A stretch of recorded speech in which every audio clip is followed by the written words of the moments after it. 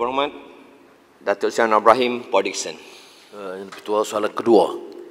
Sila Perdana Menteri untuk menjawab. Assalamualaikum warahmatullahi wabarakatuh. Terima kasih Datuk Yang Dipertua. Untuk makluman Ahli Muhammad Podikson, pembentangan RM12 seperti sedia maklum sepatutnya bulan Ogos tapi ditunda ke awal tahun depan, dan antara sebab-sebabnya adalah berikut. Yang pertama, Kerajaan Perikatan Nasional baru ditubuhkan pada bulan Mac lalu.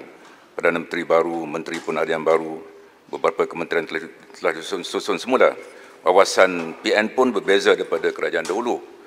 Beberapa dasar dan pendekatan menguruskan ekonomi perlu dikaji semula untuk menangani isu-isu ekonomi semasa. Kedua, andaian-andaian dibuat sebelum COVID-19 mengenai beberapa petunjuk penting ekonomi perlu lihat semula.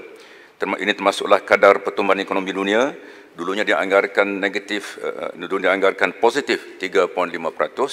Sekarang dijangka menguncup sebanyak 4.9% tahun ini. Berdangan dunia lembap, kadar pertumbuhan ekonomi negara kita pun mencabar, harga minyak mentah rendah dan kadar pengangguran meningkat.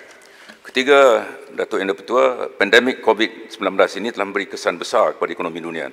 Kesannya kepada ekonomi negara perlu diambil kira dan menggubal dasar jangka pendek dan jangka panjang. Keempat, lanskap ekonomi Malaysia dan global telah berubah akibat COVID-19.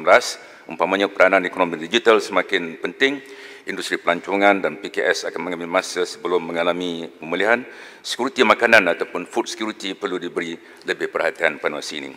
Kelima, kedudukan fiskal negara tahun ini adalah mencabar daripada kadar defisit sebanyak 3.2% yang dijangkakan sebelum ini.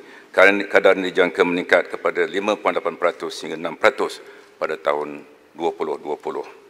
Walaupun pembentangan RMK12 ditunda ke awal tahun hadapan, ia masih berteraskan kepada wawasan kemakmuran bersama 2020 atau 2030 ataupun WKB 2030 yang telah dilancarkan pada bulan Oktober tahun lalu. Objektif WKB 2030 adalah untuk membawa pembangunan untuk semua, menangani jurang kekayaan dan pendapatan serta mewujudkan negara yang bersatu, makmur dan bermaruah. WKB 2030 ini adalah kesinambungan kepada beberapa dasar terdahulu dan bersifat lebih inklusif. Jika RMK12 dibentangkan esok lusa, sudah pasti beberapa andaian akan tersasar dan tidak realistik. Sebenarnya bukan Malaysia sahaja menghadapi cabaran ini, seluruh dunia menghadapi masalah yang sama. Walaupun kita menghadapi pelbagai cabaran, langkah-langkah yang telah diambil di bawah kepimpinan Yang Amat Perdana Menteri, termasuk inisiatif-inisiatif di bawah Prihatin Penjana serta Belanjaan 2021 yang akan dibentangkan pada bulan November tahun ini akan meletakkan ekonomi Malaysia di atas landasan yang lebih kukuh untuk menghadapi cabaran-cabaran masa akan datang. Terima kasih, Datuk Yang Dipertua.